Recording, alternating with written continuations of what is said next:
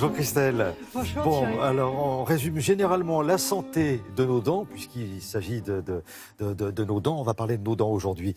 Alors on résume la santé de nos dents aux caries et aux problèmes esthétiques en général.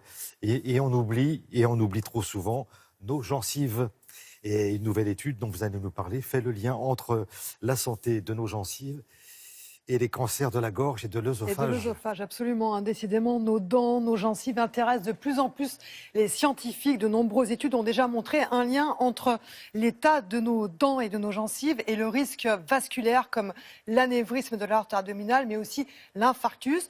Mais aujourd'hui, ces chercheurs new-yorkais vont beaucoup plus loin puisqu'ils viennent de publier une étude très surprenante. Ils ont pu montrer un lien entre le risque de cancer de la gorge et de l'œsophage et l'état de nos gencives. En cause, une bactérie responsable des parodontites. Alors, c'est quoi la parodontite? Eh bien, c'est l'inflammation du parodonte. Le parodonte, c'est le tissu de soutien de la dent. Alors, il y a la gencive, il y a l'os, il y a le ligament. Et ces bactéries responsables de ces parodontites ont une fâcheuse tendance à se balader dans le corps et donc à majorer les risques de certains cancers. Voici les explications de Olivier Meillac, directeur de recherche à l'INSERM.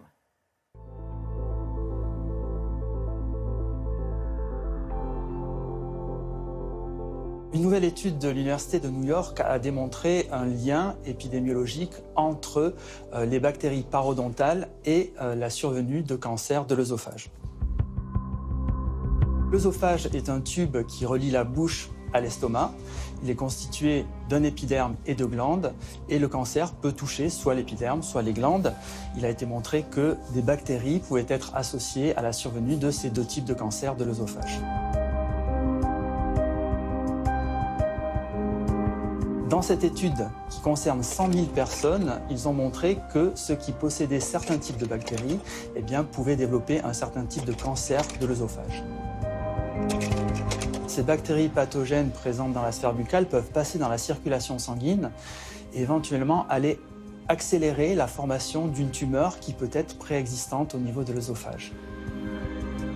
L'autre possibilité, c'est que ces bactéries, en suivant le circuit alimentaire, vont aller s'accrocher à la surface des cellules tapissant l'œsophage et ainsi induire la prolifération de ces cellules. Ces bactéries pathogènes peuvent être associées à l'apparition d'autres cancers, comme le cancer du pancréas, le cancer du poumon ou le cancer colorectal. Cela ne veut pas dire qu'elles causent le cancer, mais c'est un facteur de risque d'apparition de ces cancers. Au niveau des maladies cardiovasculaires, le risque est bien démontré concernant les maladies parodontales et le lien entre ces bactéries et les lésions dans l'infarctus du myocarde, dans les anévrismes de l'aorte abdominale ou bien encore dans l'accident vasculaire cérébral. Le conseil, c'est de se passer le fil dentaire, puisque si on se lave les dents 2 fois par jour, ça ne suffit pas.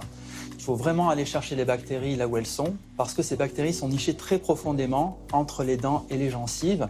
D'ailleurs, elles n'ont pas besoin d'oxygène, et il faut aller les chercher, les débusquer et les éliminer.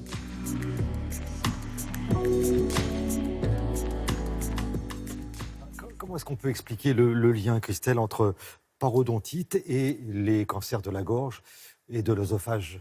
Comme on vient le voir, en fait, effectivement, ces bactéries ne restent pas sur site. Elles peuvent créer des inflammations. C'est ce qu'on a vu vraiment avec l'anévrisme de l'aorte abdominale et maintenant certains cancers. Il faut savoir que le docteur Olivier Meillac, qu'on vient d'interviewer, est maintenant à La Réunion parce qu'à La Réunion, il y a un gros problème, une prévalence incroyable de diabète. Et on s'est aperçu que les parodontites à La Réunion pouvaient être responsables aussi de ce nombre important de diabétiques à La Réunion. Affaire à suivre, on aura les résultats dans quelques mois. Et puis, bien sûr, faire attention à ses dents le plus tôt possible. Pourquoi? Parce que, mauvaise nouvelle, à partir de 45 ans, 1 personne sur 2 est concernée par la parodontite, donc l'inflammation du parodonte. Facteur de risque très important, je m'adresse à vous tous. La cigarette, évidemment, parce qu'elle agit directement sur l'état de nos gencives, sur nos défenses immunitaires. Et puis la cigarette augmente le risque de diabète. Donc en fait, voilà, cercle vicieux. Merci Christelle.